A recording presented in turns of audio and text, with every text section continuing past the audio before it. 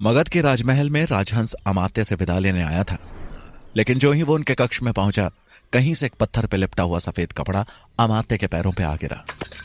अमात्य ने जैसे पत्थर से सफेद कपड़ा हटाया और उस पर लिखे हुए संदेश को पढ़ना शुरू किया तो उनके होश उड़ गए। उस कपड़े में लिखा था, मालकेतु हमारे पास है और बहुत ही जल्द तुम्हारी सारी सच्चाई सबके सामने आ जाएगी। यह पढ़ते ही अमात्य के दिमाग में उथल पुथल मच गई। उन्होंने मन ही मन घबराते हुए कहा, कौन हो सकता है?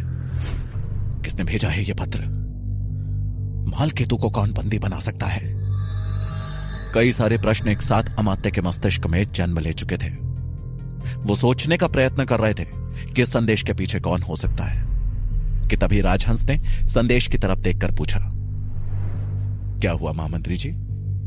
आप इतने घबराए हुए क्यों हैं? क्या लिखा है उस कपड़े में?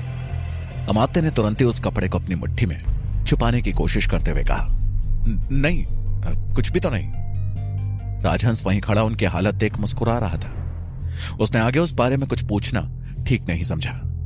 राजहंस बोला, महामंत्री जी, मैं आज तक्षशिला के लिए प्रस्थान कर रहा हूं। आचार्य गजानन के लिए कोई विशेष सूचना है? अमात्य ने हड़बड़ाते हुए कहा, नहीं, तुम जा सकते हो। राजहंस ने मन ही मन मुस्कुराते हुए कहा, ज्ञात होता है कि मंत्री शंभुनाथ की चाल अपना रंग दिखा चुकी है। उन्होंने छिपकली के मुख में कीड़ा डाल दिया है। अब चींटियां आराम से अपना कार्य कर सकती हैं। वो अमात्य के कक्ष से निकला और घोड़े पर सवार हो तक्षशिला के लिए प्रस्थान कर गया। जहां राजहंस मगध से तक्षशिला की ओर चल पड़ा था, वहीं सुकन्या तक्षशिला के विश्वविद्यालय को हमेशा के लिए अलविदा कह चुकी थी। तक्षशिला से निकलने के बाद सुकन्या जंगलों और मैदानों को पार करके एक गांव में पहुंची। वो गांव तीन तरफ पथरीली पहाड़ियों से घिरा हुआ था। उसने जैसे ही गांव में प्रवेश किया, उसे वो गांव बाकी गांवों से अलग लगा। वो उस गांव में जैसे जैसे आगे बढ़ रही थी, वहां सिर्फ औरतें और कन्याएं ही दिख रही थी। वहां पुरुषों का कोई भी नामो निशान नहीं था। खेतों में हल चलाना हो या जलाने के लिए लकड़ियां काटनी हो, सभी कार्य महिलाएं ही कर रही थी। सुकन्या को लगता था कि महिलाएं सिर्फ घर संभालने और भोजन बनाने के लिए ही हैं। वहीं इस गांव में महिलाओं के हाथ में अस्त्र शस्त्र से लेकर शास्त्र को देख वो बहुत अचंभित थी। उसके लिए ये एक अलग ही दुनिया थी। वो आंख फाड़े हुए सभी को देख रही थी और उसी प्रकार वहां रहने वाली औरतें सुकन्या और उसकी वेशभूषा देखकर हैरान थी। सुकन्या ने साधारण वस्त्र पहने थे, जबकि उस गांव की सभी औरतों ने सुंदर वस्त्रों के साथ शरीर पर भारी स्वर्णाभूषण धारण किए हुए थे। सुकन्या एक कुएं के पास से गुजरी, जहां कुछ औरतें घड़ों में पानी भर रही थी। सुकन्या को पता नहीं था कि उसे कहां जाना है। वो बस चली जा रही थी। जैसे ही वो कुएं के पास से गुजरी कि तभी एक कन्या ने उसे आवाज लगाते हुए कहा, सुनो। सुकन्या ने आवाज तो सुनी, लेकिन उसे लगा जैसे किसी और को पुकारा जा रहा है, इसलिए वो चलती रही। उस कन्या ने दोबारा पुकारा, रुको। इस बार सुकन्या ने पीछे पलटकर देखा तो वो कन्या उसकी तरफ देखकर ही पुकार रही थी। सुकन्या को अब भी विश्वास नहीं हो रहा था कि उसे ही पुकारा जा रहा है। उसने अपने आसपास देखा, लेकिन वहां और कोई नहीं था। उस कन्या ने मुस्कुराते हुए कहा, मैं आपको ही बुला रही हूं। थकी हुई लगती हैं, आइए पानी ग्रहण कीजिए। सुकन्या ने एक पल के लिए सोचा और फिर कुएं के पास खड़ी उस कन्या के पास जा पहुंची। उस कन्या ने कुएं से ठंडा जल निकाला, जिसे पीकर सुकन्या की सारी थकान मिट गई। वो मुस्कुराते हुए बोली, धन्यवाद बहन, मेरी सारी थकान दूर हो गई। उस कन्या ने उसे देखते हुए कहा, तुम आचार्य चाणक्य की शिष्या हो ना? उन्होंने ही तुम्हें भेजा है। सुकन्या ने हां में सर हिलाया और हैरान होकर बोली, हां, लेकिन आप मुझे कैसे जानती हैं? उस कन्या ने हंसते हुए कहा, आपको धीरे धीरे सब ज्ञात हो जाएगा। अब यूं समझ लीजिए कि आपके लक्ष्य में यह गांव एक पड़ाव है। आइए मेरे साथ। वो कन्या आगे बढ़ी, लेकिन सुकन्या हैरानी से वहीं खड़ी रही। उसे समझ नहीं आ रहा था कि यह क्या हो रहा है। उसने मन ही मन कहा, आचार्य चाणक्य ने तो कहा था कि मेरे विषकन्या बनने की बात किसी को भी पता नहीं होगी। फिर यहां तो किसी अनजान कन्या को भी मेरे बारे में पता है। सुकन्या को वहीं खड़े सोचता देखकर उस कन्या ने जोर से कहा, घबराने की आवश्यकता नहीं है। अगर आपको अपने आचार्य पर पूर्ण विश्वास है तो आप मेरे पीछे आ सकती हैं। सुकन्या मनी मन सोचते हुए बोली, आचार्य चाणक्य पर संदेह करना तो मूर्खता होगी। मुझे इसके साथ जाना चाहिए। दृढ़ निश्चय करके वो उस कन्या के पीछे पीछे चलने लगी। गांव की 2-3 घुमावदार गलियां पार करने के बाद वो एक आश्रम के करीब पहुंचे। वो एक बड़ा सा आश्रम लग रहा था, जैसे उस आश्रम में सैकड़ों कक्ष हों। वो एक विशाल जगह पर फैला था। अगले ही पल वो कन्या आश्रम के अंदर चली गई। सुकन्या ने जैसे ही उस कन्या के पीछे आश्रम में प्रवेश करना चाहा, एक बाण सनसनाता हुआ उसकी तरफ बढ़ा। सुकन्या ने बाण को अपनी तरफ आते देखा।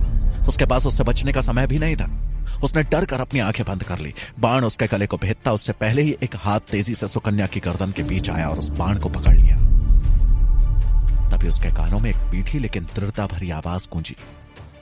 योद्धा का पहला कर्तव्य होता है हमेशा अपनी आंख और कान खुले रखना। सुकन्या ने तुरंत अपनी आंखें खोली तो देखा सामने एक औरत सैनिक की वेशभूषा में खड़ी थी। औरत बहुत सुंदर थी। उसकी आंखों में तेज झलक रहा था। उसकी मुस्कुराहट ने सुकन्या का मन मोह लिया था। वो बस उसके तेज में जैसे खो सी गई थी। उस औरत ने एक कन्या से कहा, जाओ जाकर इसे इसका कक्ष दिखा दो। इतना बोल वो औरत आगे बढ़ गई। उसके जाते ही सुकन्या का ध्यान भंग हुआ। तभी उसके साथ खड़ी कन्या ने कहा, आओ मैं तुम्हें तुम्हारा कक्ष दिखाती हूं।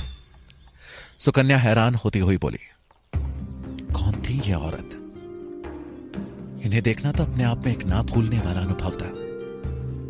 इससे पहले मुझे ऐसा अनुभव सिर्फ आचार्य चाणक्य को देखकर ही हुआ था। उस कन्या ने आगे चलते हुए कहा, उन्हें छोड़ो और तुम अपनी सोचो। अगर वो नहीं होती तो आज तुम आश्रम के द्वार पर मृत पड़ी होती। सुकन्या उसके बारे में सोचती हुई बोली, हां सच में, लेकिन किसने चलाया था वो बाण? उस कन्या ने कहा, वो एक खुद से चलने वाला धनुष है जो गुप्त रूप से आश्रम की कुछ जगहों पर लगा हुआ है। नए लोगों को इस बात का ज्ञान नहीं होता और वो आश्रम के द्वार के उस भाग पर खड़े हो जाते हैं जहां उस धनुष को संचालित करने वाली कुंडी गड़ी हुई है। जैसे ही कोई उस जगह पर खड़ा होता है वो कुंडी दब जाती है और बाण धनुष से छूट जाता है। सुकन्या घबराती हुई बोली, इस प्रकार तो किसी की भी जान जा सकती है। उस कन्या ने बताया, किसी की भी नहीं, सिर्फ शत्रुओं की। यह सिर्फ हमारी सुरक्षा के लिए है। कई बार कुछ दुश्मन चुपके से यहां घुसने की कोशिश करते हैं और ये उनके लिए ही बना है। सुकन्या और भी प्रश्न पूछती उससे पहले ही वो कन्या एक कक्ष के पास रुकी और बोली, ये रहा तुम्हारा कक्ष, मैं चलती हूं, फिर मुलाकात होगी। इतना बोल वो मुस्कुराती हुई वहां से चली गई और सुकन्या उस कक्ष में अंदर प्रवेश कर गई। इधर मगध में अमात्य अभी तक ये सोच सोच कर परेशान थे कि मालकेतु किसके पास हो सकता है। उन्होंने मन ही मन कहा, मुझे ऐसा क्यों प्रतीत हो रहा है कि मालकेतु शंभुनाथ के पास है और यह पत्र भी शंभुनाथ का भेजा हुआ है। हालांकि अमात्य के पास शंभुनाथ के विरुद्ध कोई भी प्रमाण नहीं था, इसलिए वो ना ही उन्हें कुछ कह सकते थे और ना ही कुछ कर सकते थे। इसी बीच सेनापति भुजंग ने अमात्य के कक्ष में प्रवेश किया। उन्होंने आते ही कहा, महामंत्री जी, मन्ना देव अभी अपने गांव में नहीं है। मैंने एक व्यक्ति को सूचना के लिए लगा दिया है। उसके आते ही तभी अमात्य ने उन्हें बीच में टोकते हुए उच्च स्वर में कहा, सेनापति मन्ना देव को छोड़िए और मालकेतु का पता लगाइए। वो लापता है कुछ दिनों से। अमात्य को परेशान देखकर भुजंग बोले, क्या हुआ महामंत्री जी, सब कुशल तो है? अमात्य ने पत्र वाली बात छुपाते हुए कहा, हां बस मैं मालकेतु को लेकर परेशान हूं। वो कुछ दिनों से गायब हो गया है, उसकी कोई भी सूचना नहीं है। उसका जल्द से जल्द पता करो, वो भी गुप्त रूप से। सेनापति भुजंग ने हां में सर हिलाते हुए कहा, ठीक है महामंत्री जी, हम पूरी कोशिश करेंगे। ऐसा कह वो वहां से तुरंत निकल गए और अमात्य फिर से अपना सर पकड़कर बैठ गए। जहां अमात्य उस संदेश को लेकर चिंतित थे, वहीं मुराकी चंद्रगुप्त को लेकर चिंता अब दूर हो चुकी थी। शंभुनाथ के दिए आश्वासन से उसे इतना विश्वास तो हो गया था कि अभी भी उसके पुत्र का पता किसी को तो ज्ञात है और वो कभी ना कभी अपने पुत्र के पास पहुंचकर रहेगी। वो महारानी कक्ष में दर्पण के सामने बैठी महारानी के बालों में गजरा लगा रही थी। महारानी आज काफी खुश दिख रही थी। बुरा ने पूछा, महारानी आज आप बहुत खुश लग रही हैं। दासियों के प्रश्नों से चढ़ जाने वाली महारानी आज उसके प्रश्नों का उत्तर देते हुए बोली, हां, आज महाराज ने सुबह बुलावा भेजा था कि वो मेरे कक्ष में आएंगे। मैं उन्हीं के इंतजार में सज संवर रही हूं। इसके बाद उन्होंने दर्पण में खुद को देखते हुए पूछा, कैसी लग रही हूं मैं? मुरा ने उनकी तारीफ में कहा, आज तो आप बहुत सुंदर लग रही हैं महारानी, बिल्कुल अप्सरा की तरह। महारानी खुद को निहारती हुई बोली, महाराज मोहित हो जाएंगे ना? मुरा बोली, हां महारानी, ठीक उसी प्रकार जैसे महर्षि विश्वामित्र अप्सरा और वशी पर मोहित हुए थे। तभी महाराज धनानंद ने महारानी के कक्ष में प्रवेश किया। वो मदिरा के नशे में झूम रहे थे। वो लड़खड़ाते हुए चल रहे थे। महाराज को देखते ही महारानी खड़ी हुई और उनके पास जाकर उन्हें संभालते हुए बोली, आइए महाराज, संभल कर। धनानंद ने महारानी के चेहरे को देखा और मुस्कुराते हुए कहा, अब उसे संभलने के लिए कह रही है महारानी?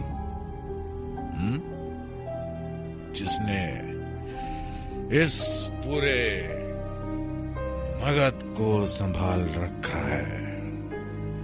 धनानंद की बातों में उनका घमंड झलक रहा था। वो आगे बोले, आज आप बहुत सुंदर लग रही हैं। आज का भोजन हम आपके साथ करेंगे। महाराज को देखते ही मुरा ने अपना चेहरा ढक लिया था ताकि उनकी नजर न पड़े। विशाखा भी महारानी के कक्ष में ही थी और पानी के एक पात्र में ताजे पुष्पों को सजा रही थी। मुरा को देखते ही विशाखा मन ही मन बोली, महाराज को देखते ही इसने अपना चेहरा क्यों ढक लिया? वो मुरा के पास गई और उसे धक्का देने का प्रयास किया। मुरा को ज्ञात हो चुका था कि वो अमात्य की गुप्तचर है, इसलिए वो पहले से ही सावधान थी। विशाखा ने मुरा को धक्का तो देना चाहा, लेकिन ठीक उसी समय मुरा पीछे हट गई और विशाखा लड़खड़ाकर सीधा धनानंद के पैरों के पास जा गिरी। एक दासी को पैरों में गिरा देख धनानंद हैरान हो गए। विशाखा ने तिरछी नजरों से धनानंद को देखा। वहीं महारानी गुस्से से आग बबूला हो गई। वो कुछ कहती उसके पहले ही धनानंद विशाखा से बोले, आज तुम करोगी रात्रि भोज की व्यवस्था।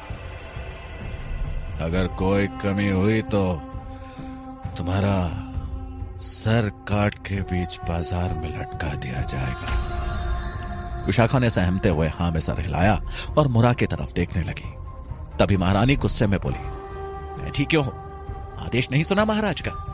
जाओ, जाकर स्वादिष्ट व्यंजन की तैयारियां करो। विशाखा तुरंत खड़ी हुई और महारानी से क्षमा मांगी। वो फिर मुरा की तरफ गुस्से में देखते हुए मन ही मन बोली, कल तक तो ये दुखी थी, लेकिन आज अचानक ऐसा क्या बदल गया कि अलग ही दांव खेल रही है? और महाराज को देखकर इसने अपना चेहरा क्यों छुपा लिया? ये सोचते हुए वो रसोई घर की तरफ बढ़ गई। वहीं उसके जाते ही मुरा ने एक चैन की सांस ली। मगध में मुरा विशाखा के दाव को पलट चुकी थी। वहीं मगध से बहुत दूर गांधार में चाणक्य चंद्रगुप्त के साथ सिकंदर के खेमों का जायजा लेने निकल पड़े थे। गांधार राज्य के एक सीमावर्ती गांव में बाजार लगा हुआ था। वो गांव बहुत बड़ा था और व्यापारियों की दृष्टि से बहुत महत्वपूर्ण भी। उस गांव की सीमाओं से लगे सभी गांव, प्रांत और जनपदों के लोग वहां बेचने और खरीदारी करने आते थे। सिकंदर के साथ गांधार राज्य की संधि हो जाने के बाद उस बाजार में यूनानी सेनाओं और लोगों की भी काफी संख्या मौजूद थी। काफी चहल पहल थी उस बाजार में। उस भरे बाजार में एक व्यक्ति मदमस्त हाथी की चाल चल रहा था।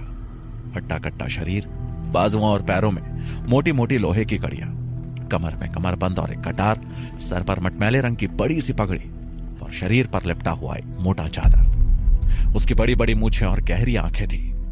खतरनाक सा दिखने वाला वो व्यक्ति बाजार में जोर जोर से चिल्ला रहा था, कोई है जो मुझे पंजा लड़ाने में हरा पाए? कोई है? जो भी मुझे पंजा लड़ाने में हरा देगा उसे मैं स्वयं 10 सोने के सिक्के दूंगा, और जो हार जाएगा उसे मुझे सिर्फ एक सिक्का देना होगा। जो भी मुझसे जीतना चाहता है सामने आ जाओ। पहले तो लोग उसकी डरावनी कदकाठी को देखकर डर रहे थे, लेकिन फिर एक आदमी हिम्मत करके उसके पास गया और बोला, मैं पंजा लड़ाऊंगा आपसे। दोनों ही बाजार के उस मुख्य रास्ते पर ही पंजा लड़ाने बैठ गए। उस आदमी ने एक पल में शर्त लगाने वाले को हरा दिया और इनाम में उसे 10 स्वर्ण मुद्राएं लेकर चला गया। यह देखकर वहां मौजूद कई लोगों को लालच आ गया और वो उससे पंजा लड़ाने के लिए तैयार हो गए। धीरे धीरे उस व्यक्ति को हराने वालों की भीड़ लगने लगी, लेकिन अब कोई भी व्यक्ति उस पहलवान को हरा नहीं पा रहा था। उसके पास एक एक सिक्के के रूप में वहां बहुत सारे सोने के सिक्के जमा हो गए थे। जब सभी ने उस पहलवान से हार मान ली तो उसने वहां पड़े सभी सोने के सिक्के बटोरे और खड़ा होता हुआ बोला, कोई और है जो मुझे हराना चाहता है? हराने वाले को 10 स्वर्ण मुद्राएं और हारने वाले से सिर्फ 1 मुद्रा। वो वहां से आगे बढ़ता रहा और बाजार में चिल्लाता रहा। उसने फिर से अपनी बात दोहराई और कहा, क्या इस बाजार में कोई भी ऐसा वीर नहीं है जो मुझे हरा सके? मैं हराऊंगा तुम्हें। उसके पीछे से एक आवाज आई। उसने पीछे मुड़कर देखा तो वहां एक दुबले पतले ब्राह्मण को खड़ा देख वो हंस पड़ा।